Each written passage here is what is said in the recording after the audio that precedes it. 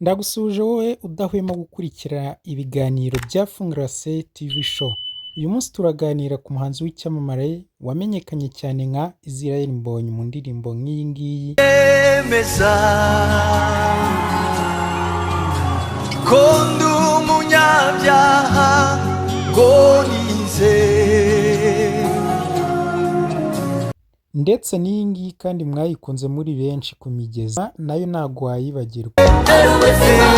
Muri we haye muri we muri we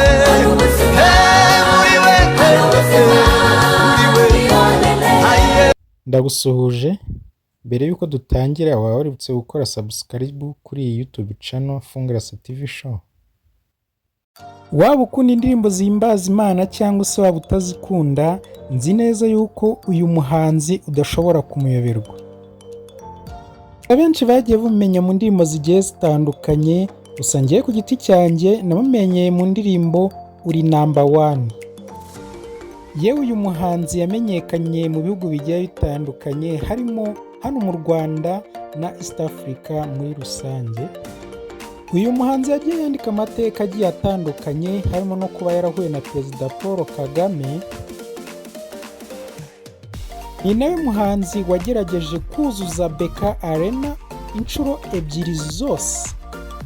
Yewe no kuba yaragiye atwara ibihembo bigiye bitandukanye hano mu Rwanda ndetse no muri East Africa muri rusange. Ese waba ujya wibaza ibibazo bigiye bitandukanye kuri we? Ese ubundi uyu ni muntu ki? Munyemerere muri iki kiganiro umugarukeho. Israel Mbonyi yatangiye umuziki wo kuramya no guhimbaza ryari. Yizeho ndetse yewe n'ibindi byinshi tugiye kugarukaho muri iki kiganiro, byose ni kuri Fungrase TV show. Gusa niba ari ubwa mbere ugeze kuri iyi sheni yacu, turakwibutsa ko tukugezaho amakuru y'ibyamamare bigiye bitandukanye, amakuru y'abasitari mu muziki, amakuru y'abasitari muri sinema, amakuru yewe agiye atandukanye ya politike n'ibindi biganiro byinshi bigiye bitandukanye. Gusa nawe niba ari ukihagera ari ukibona iyi sheni, turagusaba gukora subscribe kugira ngo ujye ubasha kubana natwe mu biganiro byose tubakorera bigiye bitandukanye. Aho ubundi ngewe nkuhaye ikaze, nitwa Mwizerwa Patrick, ni karibu. Israel Mbonyi yabashije kubona izuba ku itariki ya 10 z'ukwezi kwa gatanu 1992. Ukuvuga ngo iki gihe turi gukora iki kiganiro amaje kugeza imyaka 32 y'amavuko. Akaba yaravukiye muri Kongo ahazwi nko muri Kivu y'Amajyepfo. Akaba ari naho yari atuye, aho yavukiye mu muryango ari umwana wa gatatu mu bana 7.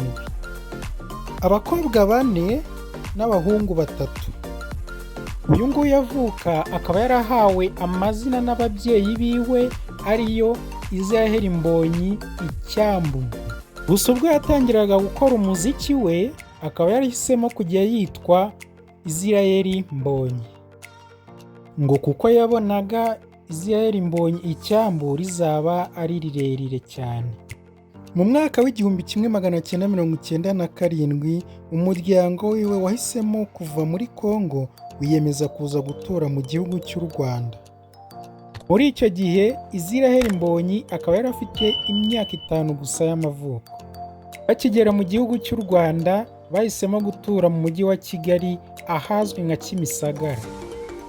Gusa bitewe n'impamvu z'akazi baje kwimukira ahazwi nk'i Musanze mu ntara y'Amajyaruguru, aho papa wa Mbonyi yakoraga mu rukiko. Bari aho i Musanze, Israel Mbonyi ntabanje kwiga amashuri abanza.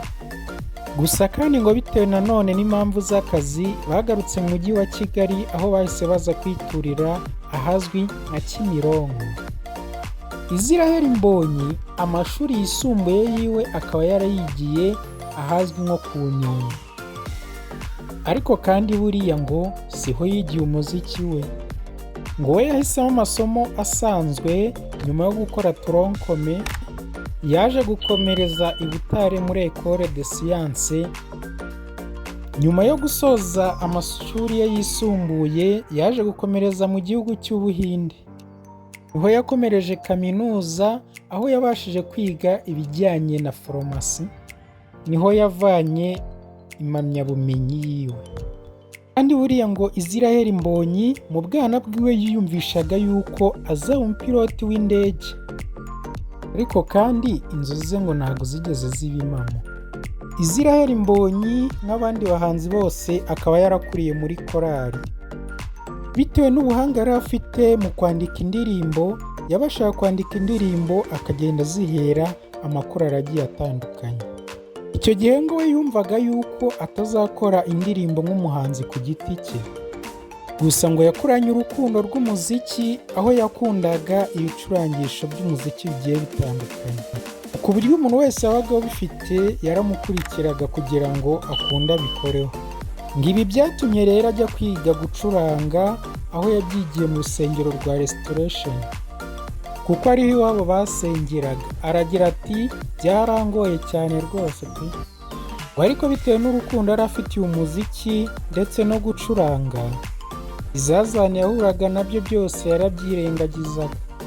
Israel Mbonyi muri urwo rusengero rwa Restoration akaba yarahigiye gucuranga ingoma, gitari ndetse yewe na piano n'ibindi bicurangisho bigiye bitandukanye. Ngo gusa kubera ubuhanga yari agiye afite bugiye butandukanye mu bijyanye n'ibicurangisho no kwandika indirimbo, benshi bagiye bamubwira yuko ashobora kuzavamo umuhanzi ukomeye. Kandi ngo hari na bamwe bagiye babimuhanurira.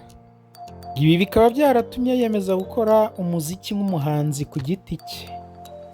Aha hari mu 2014 Israel Mbonyi nibwo yatangiye kwinjira mu muziki, atangirira kuri uri number 1, yankuyeho urubanza yewe no ku migezi ndetse n'izindi. Kandi ngo igitangaje ni uko izi ndirimbo zaje kumuhindurira amateka ku buryo budasanzwe.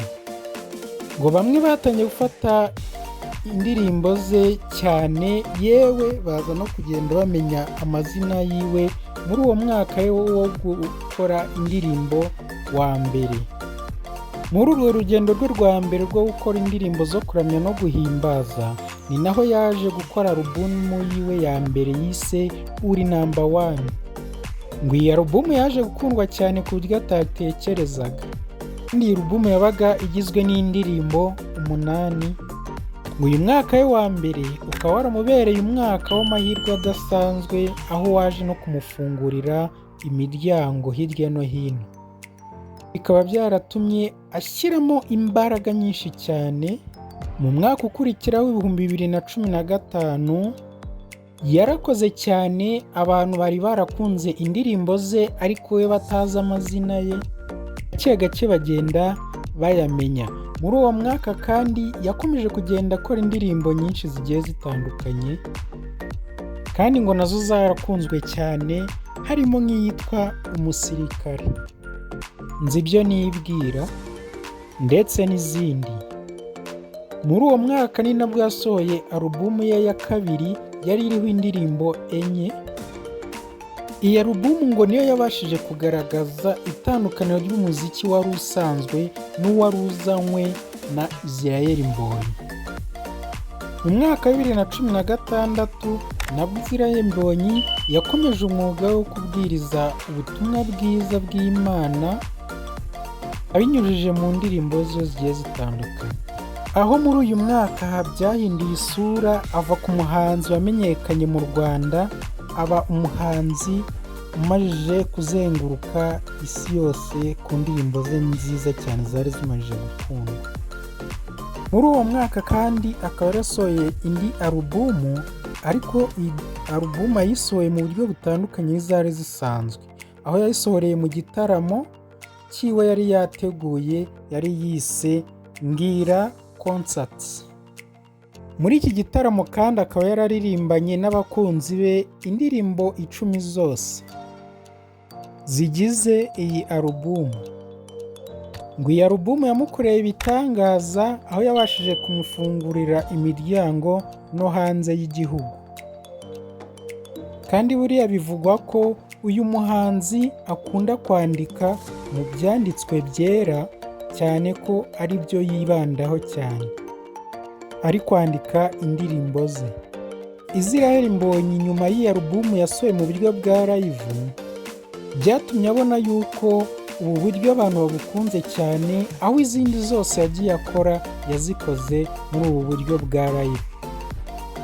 Aho muri uyu mwaka wa 2017 yasohoye alubumu ya 4 yari igizwe n'indirimbo 12. Iyi alubumu nayo yasohoye mu buryo bwa live. Israel Mbonyi mvuze yuko ari umwe mu bakozi, ndizera ko ntaho naba mbeshya. Nyuma y'iyi alubumu ye ya 4 yakomeje gusohora n'izindi ndirimbo zigiye zitandukanye, kandi buri mwaka yasohoraga alubumu. Mu mwaka wa 2018 yasohoye indi alubumu ayitirira indirimbo ye Mbwira. Iyi alubumu ikaba yari igizwe n'indirimbo 9.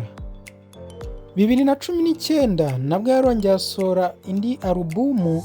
Iyi alubumu yayitiriye indirimbo ye Intashyo. Iyi alubumu ikaba yari igizwe n'indirimbo 8 zose. Cyokoza bitewe n'ikibazo cy'icyorezo cya COVID-19 cyateye mu gihugu, uyu mugabo mu mwaka wa 2020 nta alubumu n'imwe yigeze yongera gusohora kubera yuko yakoraga indirimbo mu buryo busanzwe gusa akazishyira hanze mu buryo busanzwe. Cyakoze mu mwaka wa 2022 tariki 25 z'ukwezi kwa 12 yakoze igitaramo cy'amateka muri BK Arena. Ni igitaramo yari yise Icyambu Live Concert. Igitaramo amatike yose akaba yarashize mbere y'umunsi umwe ngo igitaramo kibeho. Wibuke ko iyi nyubako ya BK Arena ibasha kwakira nibura ibihumbi 10 by'abantu. Ngo ni ukuvuga ko abantu bose bari baguze amatike. Icyo ni igitaramo cyanditswe mu mateka. Ibinyamakuru si ukwandika, abanyamakuru nabo baravuga karahava. Aya mateka kandi n'ubundi yarongeye arayandika, aho ku itariki 25 z'ukwa 12 2023 aho noneho amatike yashiraga hakiri kare. Gusa muri iki gitaramo noneho harimo n'ibindi byamamare bigiye bitandukanye sanzwe biziho kuririmba indirimbo bita ngo n'izisi. Uyu muhanzi akaba yarakomeje gukora ibitaramo bigiye bitandukanye, harimo n'igitaramo yakoreye muri Israel.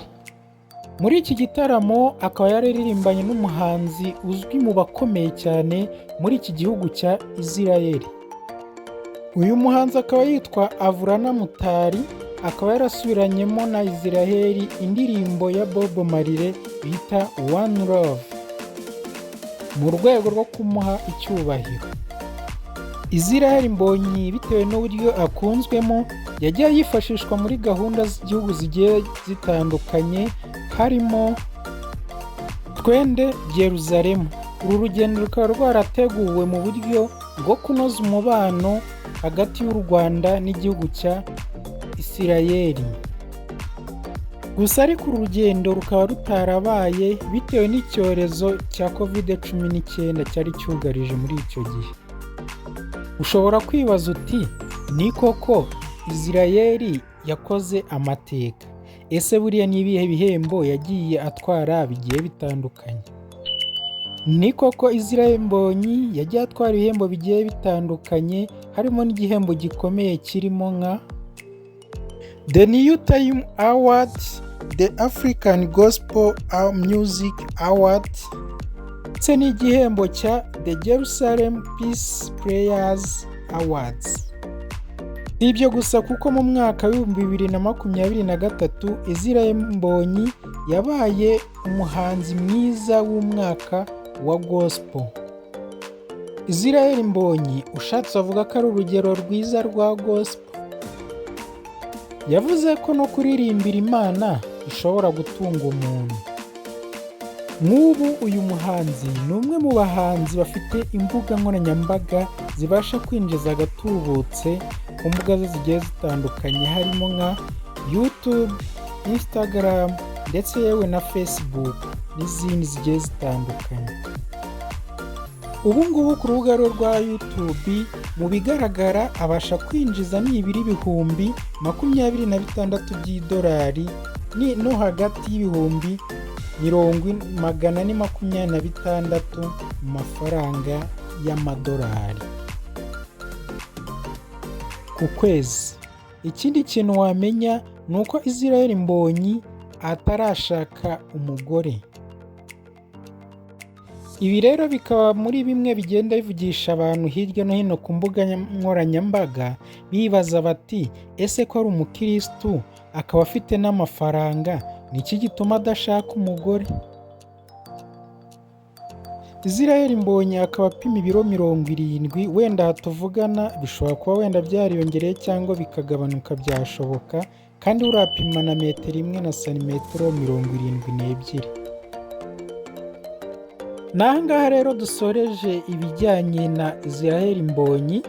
Mwari kumwe na Mwizerwa Patrick kuri Fungrase TV show.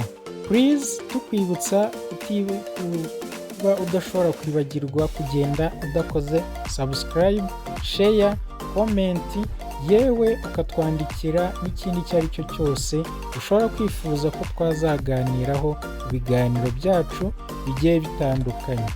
Yari Mwizerwa Patrick, murakoze, murakagira Imana.